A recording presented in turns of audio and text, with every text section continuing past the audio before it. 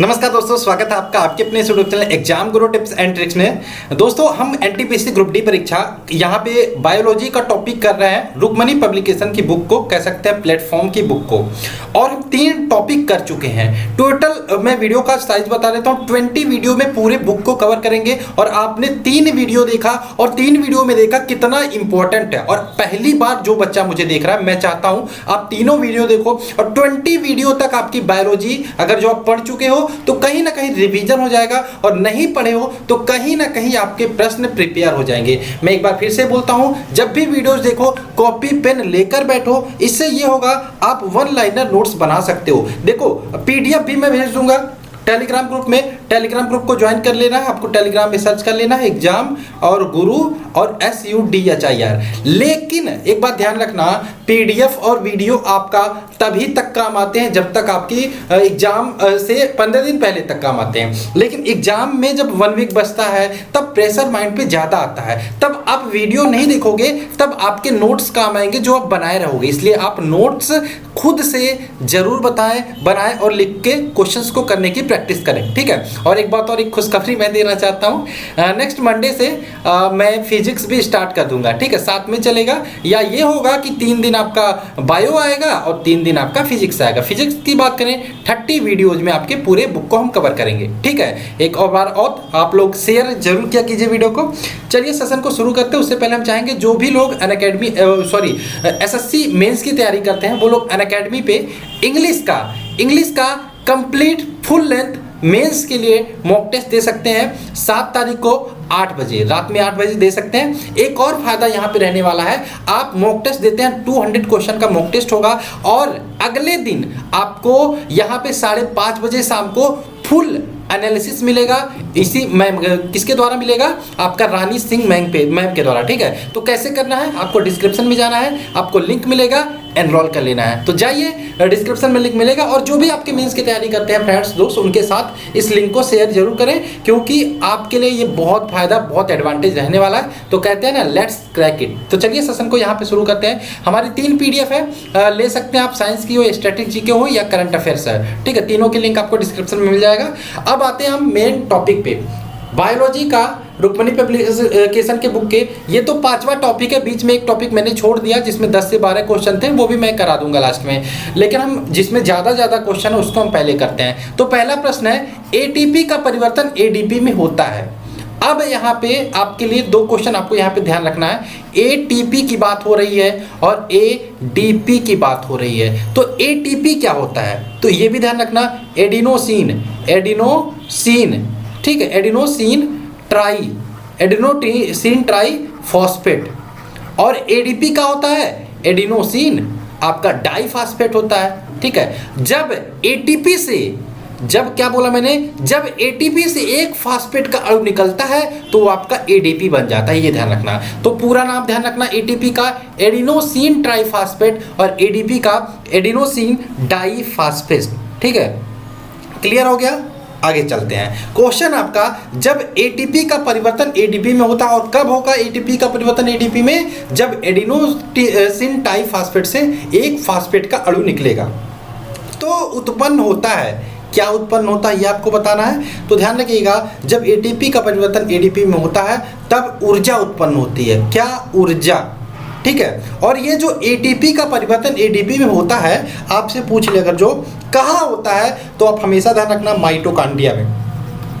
Mitochondria को क्या बोलते हैं? शरीर का शक्तिगृह, पावर हाउस ऑफ सेल्स, या कोशिका का शक्तिगृह बोलते हैं, ठीक है। तो यहाँ पे ATP का परिवर्तन ADP में होता तो उत्पन्न होती है ऊर्जा या एनर्जी, ठीक है। परिवर्तन कहाँ पे होता है? माइटोकांड्रिया में। ATP का पूरा नाम एडिनोसिन ट्राइफॉस्फेट, ADP का पूरा नाम एडिनोसिन डाइफॉस्फेट। आगे चलें, क्वेश्चन नंबर 2 है आपका, उपापचय या फिर मेटाबॉलिज्म के परिणाम स्वरूप ऊर्जा किस रूप में रखी जाती है? मेटाबॉलिज्म क्या होता है? हम खाना खाते हैं, हम बहुत कुछ खाते हैं, जो भी खाते रहते हैं वो क्या होता है, शरीर में बहुत सारी प्रक्रिया होती है और उस प्रक्रिया से हमें ऊर्जा मिलती है। इसी प्रक्रिया को, पूरे प्रोसेस को मेटाबॉलिज्म बोलते हैं, उपापचय बोला जाता है। और इसके परिणाम स्वरूप ऊर्जा किस रूप में रखी जाती है तुरंत? तो ATP के रूप में रखी जाती है। ध्यान रखिएगा, एडिनोसिन ट्राइफॉस्फेट के रूप में रखी जाती है। है। इसीलिए हम एटीपी को क्या बोलते हैं, एटीपी को हम बोलते हैं एनर्जी, सॉरी एनर्जी करेंसी, ठीक है, एनर्जी करेंसी बोलते हैं इसीलिए। तो एटीपी इसका राइट आंसर हो जाएगा ऑप्शन नंबर बी।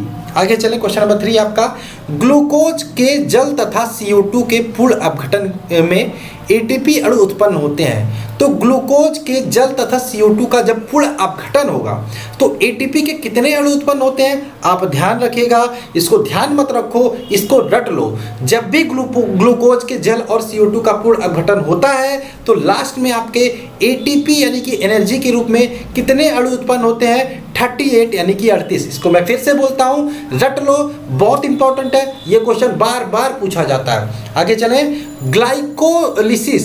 ग्लाइकोलिसिस में परिवर्तन होता है। तो ग्लाइकोलिसिस में ध्यान रखिएगा, ग्लूकोज का परिवर्तन पाइरुविक अम्ल में होता है। ग्लूकोज किस में परिवर्तित होता है, ग्लूकोज परिवर्तित होता है पाइरुविक अम्ल में, पाइरुविक एसिड में, ठीक है। तो ग्लूकोज परिवर्तित होता है पाइरुविक एसिड में, ठीक। आगे चलें, आगे हमारा है जलीय अपघटन में ऊर्जा मुक्त होती है। तो जलीय अपघटन की बात करें, ऊर्जा मुक्त होती है तो उष्मा के रूप में, किसके रूप में, उष्मा के रूप में जलीय अपघटन में ऊर्जा मुक्त होती है, इसको आप ध्यान रखिएगा, ठीक है।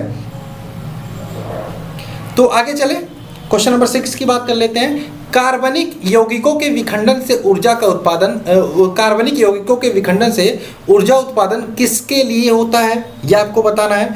तो इसका आंसर क्या होगा, ये होगा अपचय या कैटाबॉलिज्म के दौरान जो कार्बनिक यौगिक होते हैं उसके विखंडन से ऊर्जा उत्पादन होता है। तो क्या होगा, कैटाबॉलिज्म या अपचयन, ठीक है, अपचयन।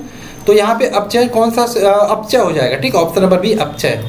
आगे चलें, क्वेश्चन नंबर 7 की बात कर लेते हैं। सबसे पहले किस प्रकार के श्वसन को विकसित हुआ। अब देखो, हम सांस लेते हैं, एक बार सांस को लेते हैं, एक बार सांस को बाहर निकालते हैं। तो क्वेश्चन है, सबसे पहले किस श्वसन का विकास हुआ था। एरोबिक श्वसन जो होता है, इसमें ध्यान रखिएगा, एरोबिक श्वसन में आपको ऑक्सीजन की आवश्यकता होती है श्वसन के लिए, ठीक है। एनारोबिक में ऑक्सीजन की आवश्यकता नहीं होती। तो सबसे पहले जब जीवन उत्पत्ति हुआ था, ध्यान रखिएगा, जीव एनारोबिक श्वसन करते थे, ठीक है, और उसमें ऑक्सीजन की आवश्यकता नहीं होती। तो एनारोबिक यानी कि ऑप्शन नंबर 20 का राइट आंसर हो जाएगा। आगे चलें, एक सामान्य पुरुष 1 मिनट में कितनी बार सांस लेता है। सांस की बात हो रही है, सांस लेता है मनुष्य सामान्य, मतलब नॉर्मल, ठीक है, 14 से 18 बार। ऑप्शन नंबर सी इसका राइट आंसर होगा। जो नॉर्मल ह्यूमन बीइंग होता है, मनुष्य होता है, 14 से 18 बार 1 मिनट में सांस लेता है। आगे क्वेश्चन नंबर 9 की बात कर लेते हैं। हाइबरनेशन की बात हो रही है। हाइबरनेशन के समय मेढक श्वसन करता है। अब हाइबरनेशन आपके सामने है, बहुत सारे जीव ऐसे होते हैं जब सर्दियाँ आती है, अभी ठंड के समय में बिल्कुल सुस्त हो जाते हैं। क्या होते हैं, बहुत सारे जीव ऐसे होते हैं, मेढक भी होते हैं, आप सर्दियों में नहीं दिखाई देते हैं। क्या होते हैं, ठंडे मौसम में वो सुस्त हो जाते हैं, प्रतिकूल मौसम के कारण वो सुस्त हो जाते हैं, और सुस्त रहने के कारण इनमें क्या होता है, शरीर का तापमान गिरता है, शरीर का तापमान गिरता है।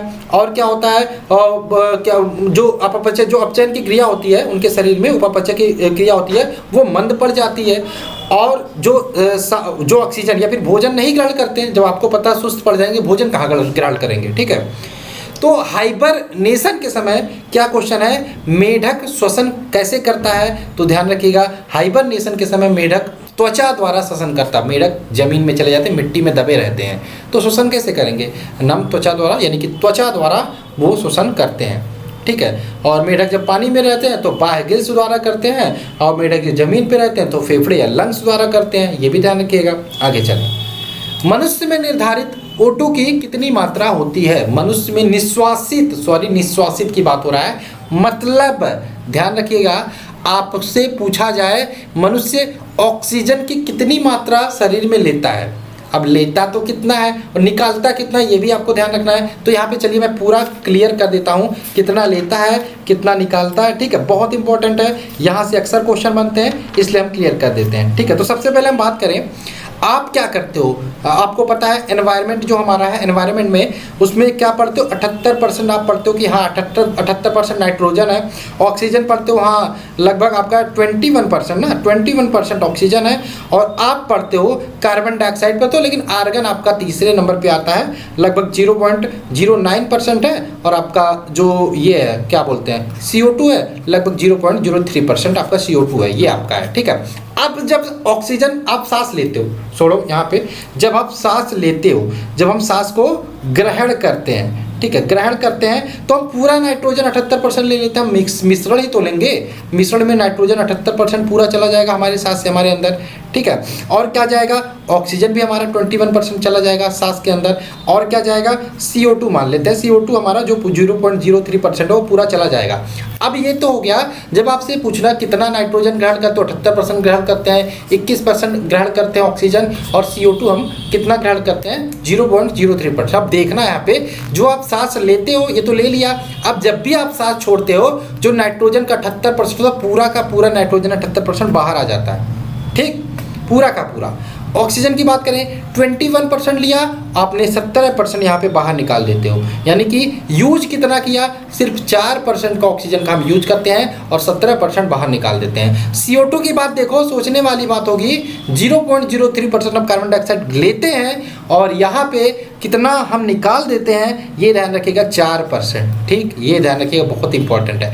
क्या है, मनुष्य द्वारा निश्वासित छोड़े गए वायु में O2 की मात्रा कितनी होती है, तो 21% लेता है, निश्वासित कितना करता है, 17%। ऑप्शन नंबर 20 का राइट आंसर हो जाएगा, ठीक। एक बात और ध्यान रखना, जो हम श्वास की क्रिया करते हैं प्रतिदिन, अगर जो 24 घंटे में देखें तो 400 ml पानी हम श्वास द्वारा बाहर निकाल देते हैं, ये आप ध्यान रखना।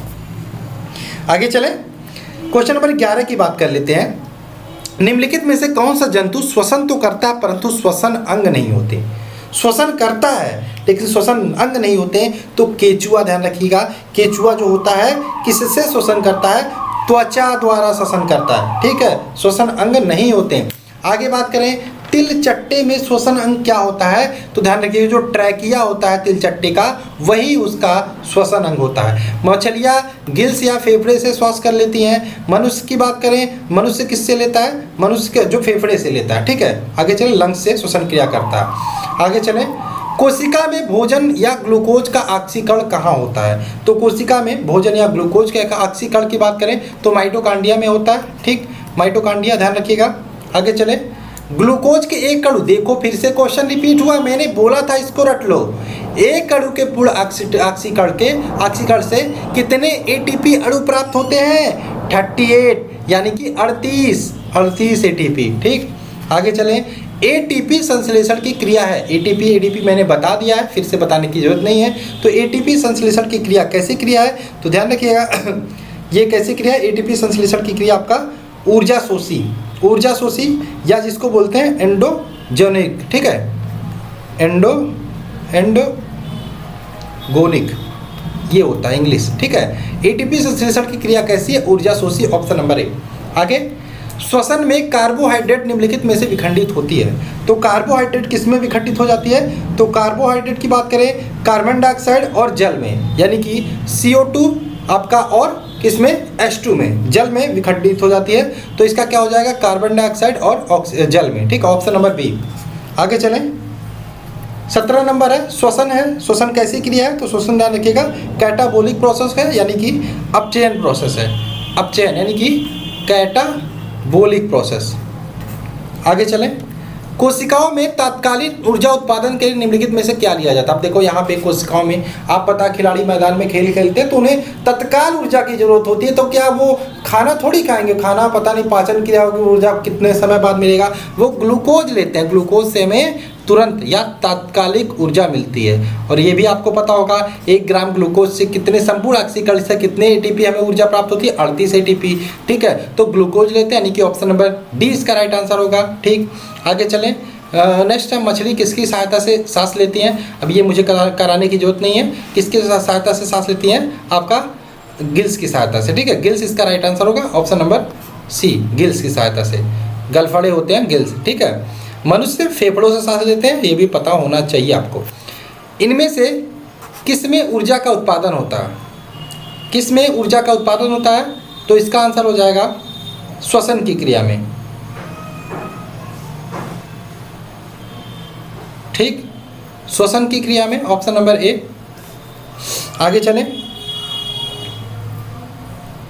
निम्नलिखित पादप अंगों में से कौन सा अंग श्वसन अंग है, निम्नलिखित पादप अंगों में से कौन सा अंग श्वसन अंग है, देखो यहाँ पे पत्ती, ऑप्शन नंबर बी, क्योंकि प्रकाश संश्लेषण या फोटोसिंथेसिस की जब क्रिया होती है तो पत्ती द्वारा ही तो ये क्रिया होती है और पत्ती द्वारा ही भोजन बनता है। ठीक है, तो ध्यान रखिएगा इसका पत्ती हो जाएगा, ऑप्शन नंबर बी इसका राइट आंसर हो जाएगा। ठीक है, आगे चले।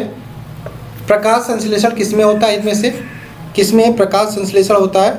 तो पौधों की पत्तियों में होता है, तो ये भी आपका पेड़ों की पत्ती यानी कि ऑप्शन नंबर डी हो जाएगा। दीर्घकालिक कठिन परिश्रम के पश्चात मांसपेशियों में होने वाली थकान, देखो जब भी हम दौड़ते हैं या फिर कुछ भी कठिन काम करते हैं तो मांसपेशियों में हमारे क्या जमा हो जाता है, लैक्टिक अम्ल, और इसी लैक्टिक अम्ल के कारण हमें थकान की अनुभूति होती है। तो लैक्टिक एसिड का निर्माण होता है और इसी के कारण हमें थकान की अनुभूति होती है, ऑप्शन नंबर डी इसका राइट आंसर होगा। नेक्स्ट बात करें, कहाँ पाचन एवं श्वसन मार्ग एक दूसरे का अतिक्रमण करते हैं? आपका पाचन मार्ग और श्वसन मार्ग एक तरफ से एक दूसरे का अतिक्रमण करते हैं, कहाँ मिलते हैं? तो ये भी ध्यान रखिएगा, स्वर यंत्र या लिरिनिक्स बोलते हैं, इंग्लिश में बोलते हैं लरिनिक्स। ठीक है, ऑप्शन नंबर ए इसका राइट आंसर होगा। स्वर तंत्र में इसको हम स्वर तंत्र बोलते हैं, लिरिनिक्स बोलते हैं, वॉइस बॉक्स बोलते हैं, साउंड बॉक्स बोलते हैं, ये 3-4 नाम है इसके। आगे बढ़े, क्वेश्चन नंबर 25 की बात करें, फेफड़ों की कुल वायु क्षमता होती है। अब फेफड़ा है, श्वसन क्रिया करता है, तो उसमें मनुष्य श्वसन क्रिया फेफड़ों से ही करता है, इसकी वायु क्षमता कितनी होती है, इसमें कितना आप वायु भर सकते हो? तो 6 से 8 लीटर, 6 से 8 लीटर वायु इसमें भर सकता है, ऑप्शन नंबर इसका कौन सा हो जाएगा? B, option number B. आगे चले, सारे क्वेश्चन पूछे हुए हैं, ध्यान रखिएगा। मानव शरीर के किस अंग में रुधिर ऑक्सीजन युक्त होता है? ध्यान रखिएगा, किसमें ऑक्सीजन युक्त रुधिर होता है ये बताना आपका। ठीक है, तो लंग्स, किसमें? लंग्स में या फेफड़ों में? फेफड़ों की बात कर रहे हैं तो ऑप्शन नंबर बी। ठीक है, ऑक्सीजन युक्त रुधिर होती है फेफड़ों में, लंग्स में। आगे चलें, एटीपी है, क्या बताया था एटीपी का पूरा नाम? Adenosine triphosphate. तो एक प्रकार का ऊर्जा सहित फास्फेट बंध का एक अणु है, ऊर्जा सहित फास्फेट बंध का एक अणु है, यानी कि ऑप्शन नंबर सी। और इसी फास्फेट का एक अणु जब निकलता है तो क्या बनता है आपका? एडीपी बन जाता है। आगे चलें, जलचरों में भूचरों की अपेक्षा श्वसन क्रिया तीव्र गति से होती है, इसका क्या कारण हो सकता है? देखिए ध्यान रखना, जो भूचर यानी कि जो जमीन पे रहते हैं उनमें क्या होती है, श्वसन क्रिया धीरे होती है। क्यों? क्योंकि यहाँ पे ऑक्सीजन थोड़ा ज़्यादा है और जल में ऑक्सीजन कम होती है, ऑक्सीजन कम होती है तो इसलिए श्वसन क्रिया तेज करना पड़ता है। तो इसका आंसर क्या हो जाएगा? जल में घुली ऑक्सीजन की मात्रा वायु में घुली ऑक्सीजन की मात्रा की अपेक्षा कम होता है, इसलिए श्वसन क्रिया तेज करना पड़ता है, ऑप्शन नंबर डी इसका राइट आंसर होगा। नेक्स्ट चले, काकरोच जल में जीवित नहीं रह सकता क्योंकि उसका श्वसन, वीडियो भी छोटा बनाना पड़ता है इसलिए एक्सप्लेन सही से नहीं कर पाते हम पूरा। ठीक है, क्योंकि आप, मुझे पता आप लोग देखते नहीं हो वीडियो, अगर जो पूरा देखने लगो आप लोग अच्छे से मन से लगा के शेयर करने लगो तो मैं कोशिश करूंगा वीडियो जो 30 मिनट बनता है वो 40 मिनट का बने। क्यों? रीजन ये है, 40 मिनट में मैं एक्स्ट्रा भी बताने की कोशिश करूंगा, एनालिसिस अच्छे से कोशिश करूंगा। ठीक है, काकरोच जल में जीवित नहीं रह सकता क्योंकि उसका श्वसन अंग, ध्यान रखिएगा, उसका श्वसन अंग ट्रैकिया या वातक होता है, इसलिए वो जल में जीवित नहीं रह सकता, ऑप्शन नंबर 20 का राइट आंसर हो जाएगा। नेक्स्ट बात करें, मछली का एयर ब्लैडर या वायु आशय किस रूप में कार्य करता है? तो ये ध्यान रखिएगा, किस रूप में कार्य करता है? सहायक श्वसन अंग और द्रव स्थैतिकी के अंगों के रूप में, ऑप्शन नंबर सी इसका राइट आंसर हो जाएगा। सहायक श्वसन अंग के रूप में तथा द्रव स्थैतिक अंगों के रूप में कार्य करता है।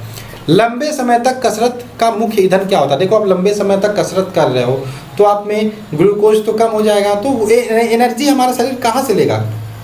तो आपका जो फैट बना रहेगा उसी से आपका एनर्जी लेगा। कहते हैं ना कि मेहनत करो तो आप पतले हो जाओगे, तो पतले कैसे होगे? जब आप काम करोगे, ज़्यादा कम खाओगे तो आपका एनर्जी जो होगा वो फैट से मिलेगा, फैट आपका कम होगा तो आप पतले हो जाओगे।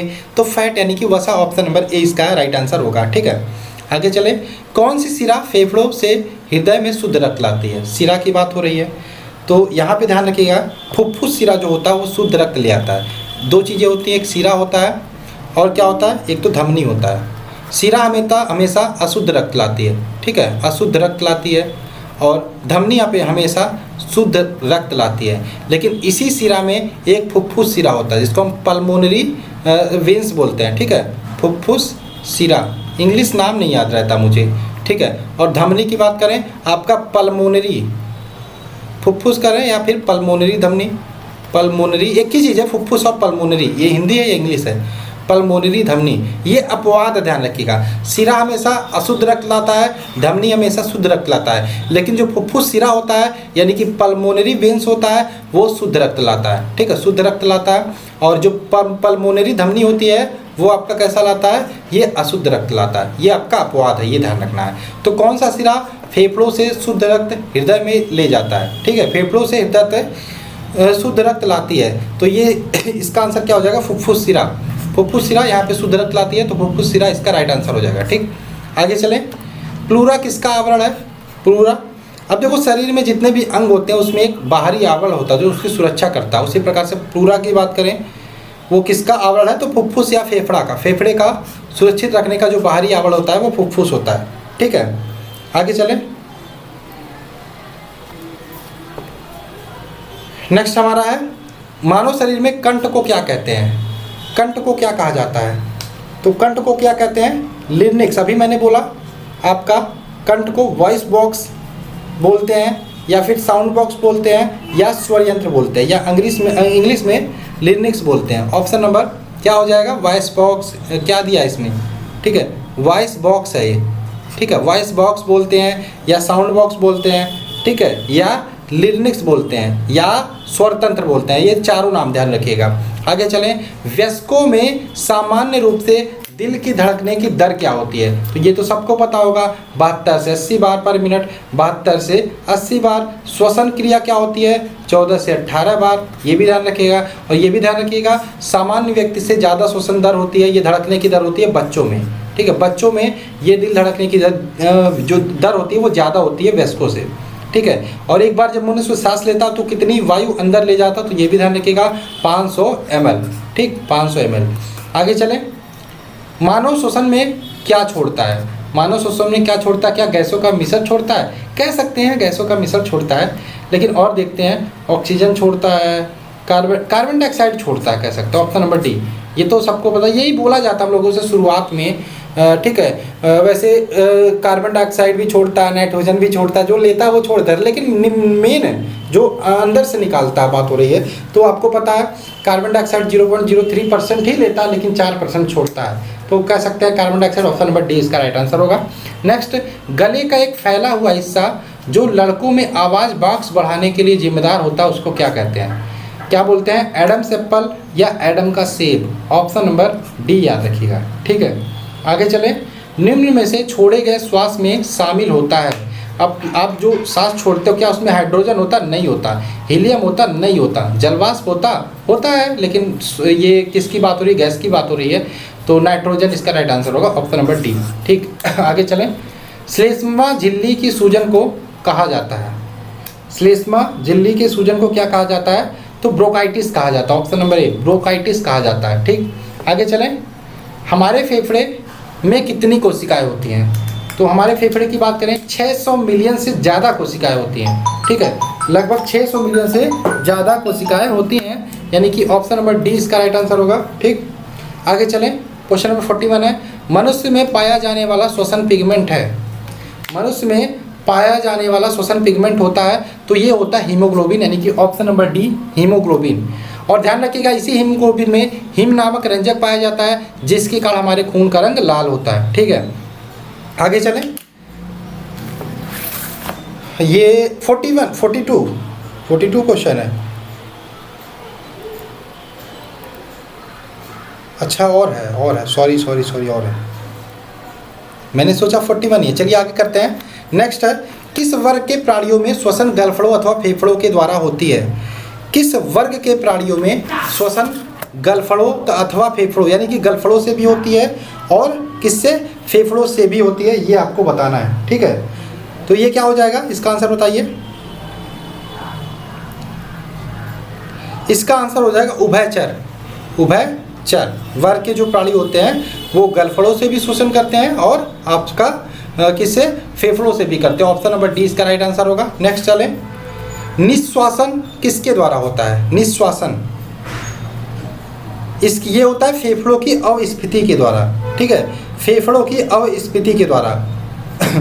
आगे चलें, ऑप्शन नंबर बी इसका राइट आंसर हो जाएगा। निश्वासन होता क्या है वैसे, इसमें क्या होता है, वायुमंडल की जो वायु होती है वो फेफड़ों में प्रवेश करती है। ठीक, आगे चलें। किस श्वसन के दौरान ऊर्जा प्राप्त होती है ये बताना है। देखो, जब हम ग्लूकोज पीते हैं तो ग्लूकोज के जलने के पश्चात हमें ऊर्जा प्राप्त होती है, किस रूप में, एटीपी के रूप में। ठीक है, तो इसका आंसर क्या हो जाएगा, ऑप्शन नंबर ए, ग्लूकोज के जलने के पश्चात हमें श्वसन के दौरान ऊर्जा प्राप्त होती है। नेक्स्ट चलिए, ऊर्जा का उपयोग करते हुए पाइरुविक का विघटन कहाँ होता है, तो ये होता है आपका माइटोकांड्रिया में। ऑप्शन नंबर सी इसका राइट आंसर हो जाएगा। तो आशा है आपको पूरा 45 क्वेश्चन जो मैंने कराया अच्छा लगा होगा और आप नोट्स अपना जरूर बनाओगे। और चलिए वीडियो को एंड करते हैं और मिलते हैं नेक्स्ट वीडियो में। जय हिंद दोस्तों, जय भारत।